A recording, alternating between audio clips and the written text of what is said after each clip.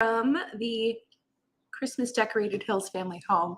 My kids are outside for their after lunch playtime. It's kind of cold, hovering around the freezing mark. But I said, put on your put on your mitts, put on your hats. You're not coming in for another 40 minutes.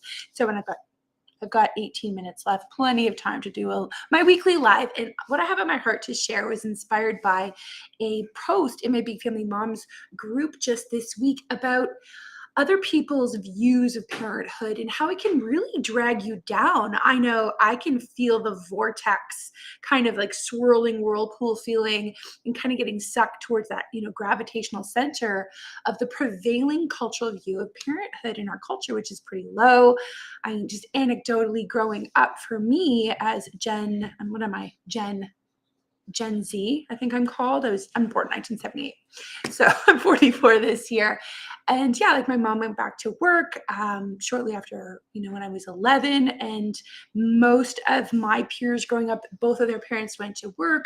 Divorce was becoming just like snowballing in our culture. And having kids, it was not something that was extolled in the circles I ran in, my parents ran in growing up. And, even once I was saved by God's grace at 21, I was at Bible college, and we began to welcome children, even though I was terrified, didn't know what I was doing. God was graciously changing my heart as he promises, to sanctify us until the day of glory and transforming us by renewing our mind.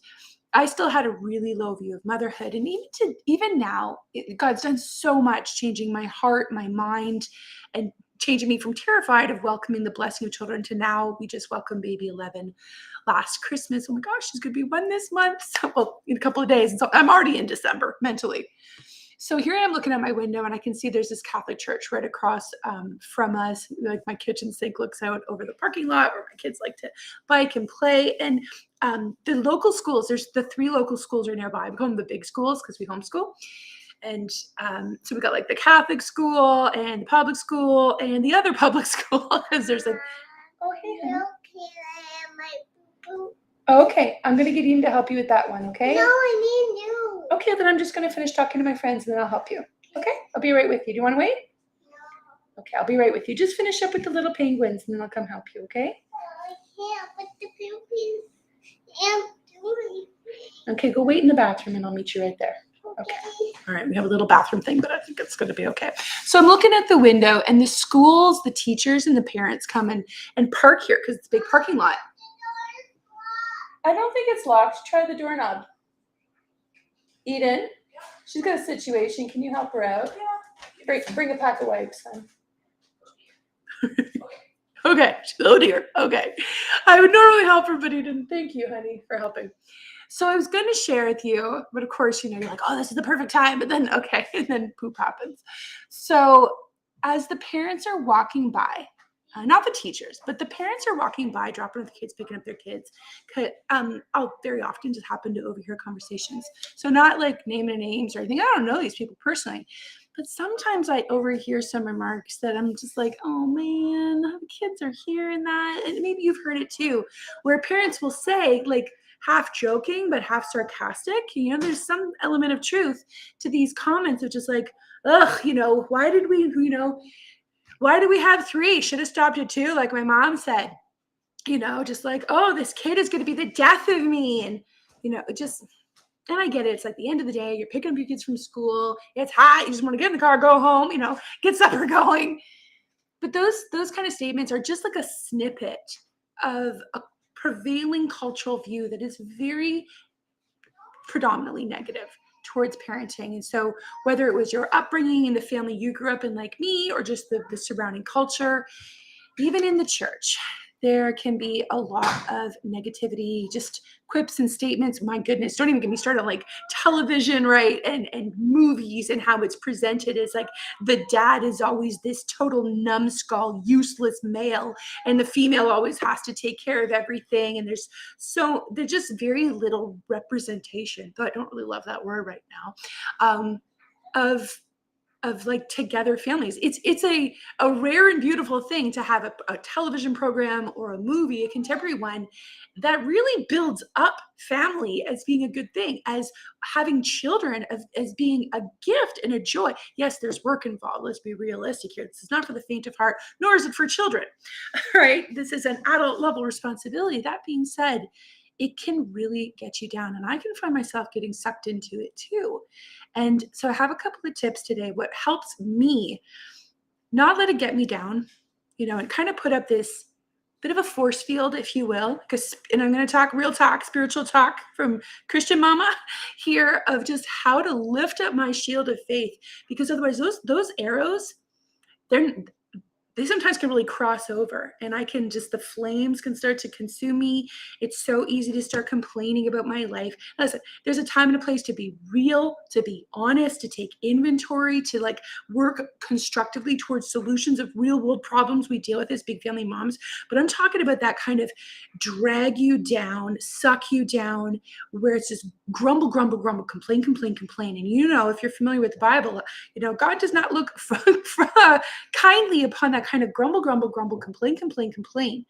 So a couple of things help me. Number one, we all need to vent. I need to vent, right? I have days, I have moments. And so it helps to have a strategy in place, to have just like 2 steps, just like step 1, step 2, simple, because in the heat of the moment, my brain is not my best friend, right? My hormones have kicked in, my adrenaline is going, and I'm not making my best judgments in that moment. So here's the strategy I have. Number 1, right? Be slow to speak, slow to anger, right? Man's anger has never accomplished any kind of righteousness, the good book says in the book of James.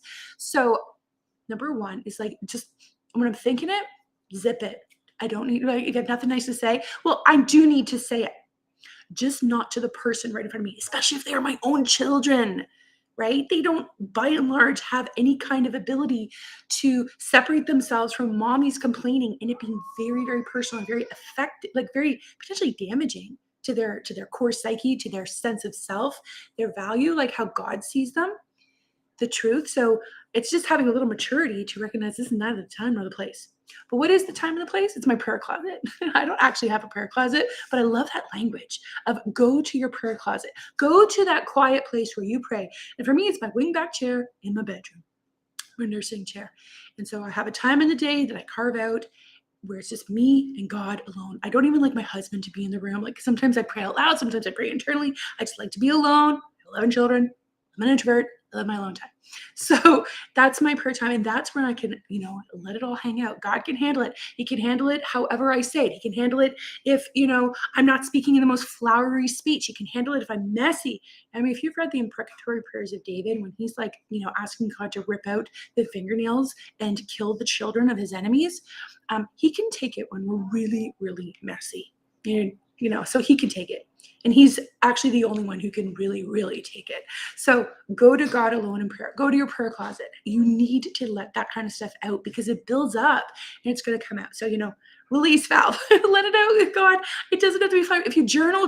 I'm not really super journaler, but I do. I also love being alone in the van with God. I don't listen to the radio.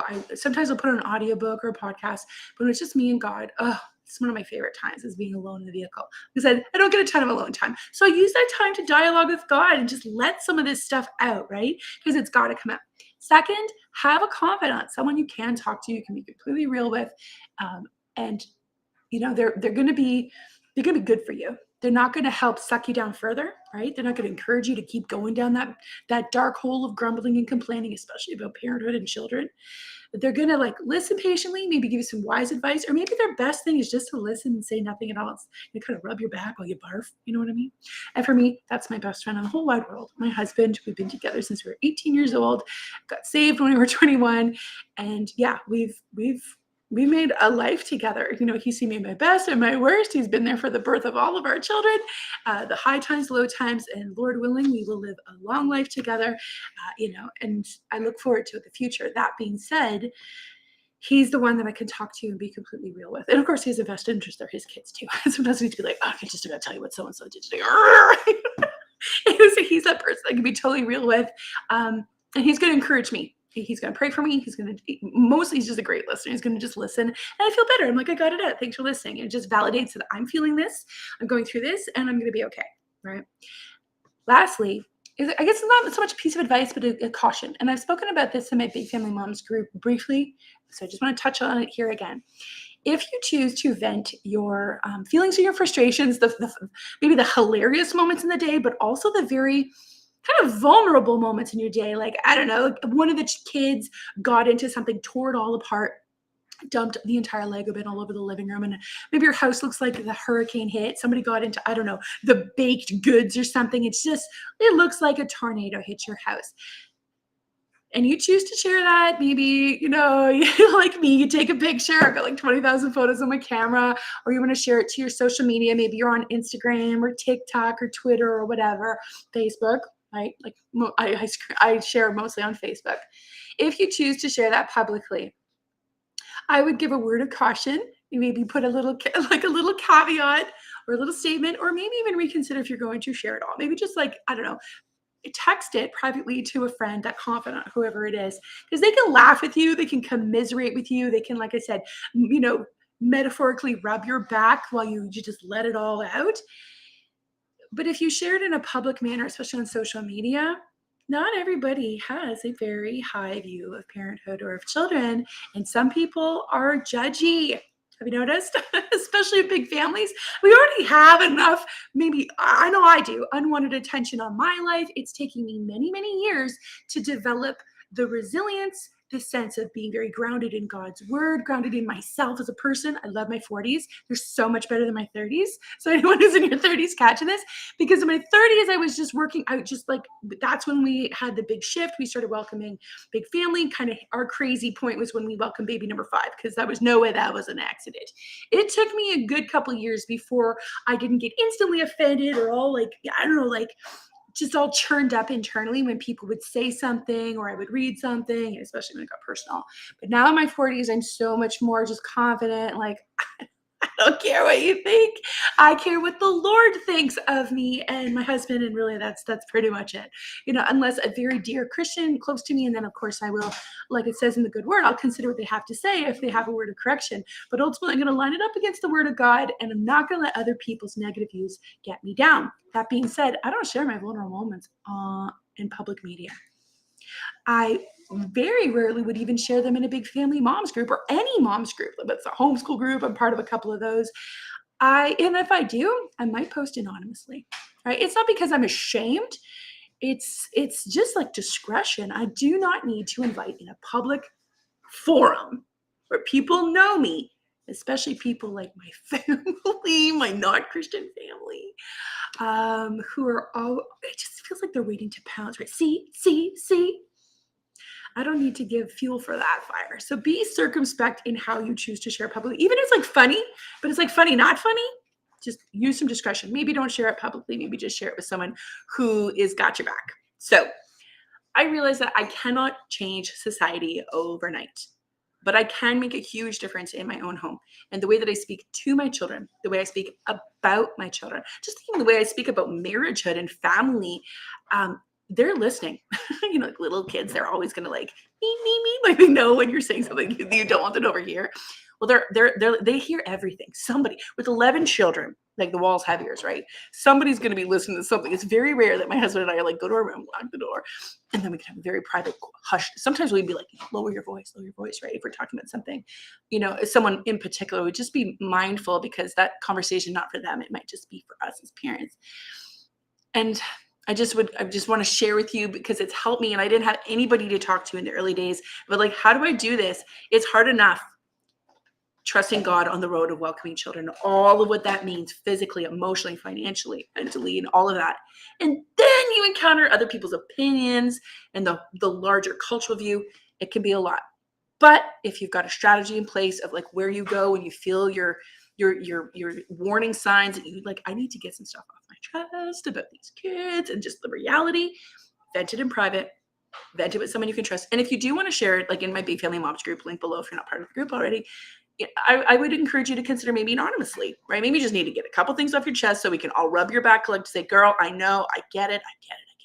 right? You're like, oh, thanks. I just needed to be heard. Like my life hasn't changed, but I shared it in a constructive, safe way. I was mindful of who is listening and who is like going to give me feedback on what I just said. You can make a difference for yourself that way. And you're also guarding your children from something that maybe they're just not ready to handle, because they're going to have enough, right? There's going to have enough challenges as they grow up in the world that we're living in today. So I just wanted to give you that quick couple of tips before quiet time, well, cold outside time is over. I can see they're like milling at the door, counting down. Are you okay? Yeah. Okay. It's just you're looking at me and I'm like, what do you want? Okay. And I just wanted to say real quick before I go, if you didn't know that I already have a big family home course that helps big family moms keep their calm, keep organized, get into routine, and help you feed the family on a budget, that is available as well. If you scroll down below, there's a link to help you as a big family mom. Because like I said, I've learned this all the long, hard way, and I can help you save time, money, and stress. And that is my heart, to help other big family moms grow in two things: grow in God's grace and grow in skill. So I hope this has blessed you. Look forward to connecting with you in the group if you're not already there. Otherwise, I'm going to sign off. I gotta go check what's going on with the 4-year-old in the bathroom. Talk to you later. Bye.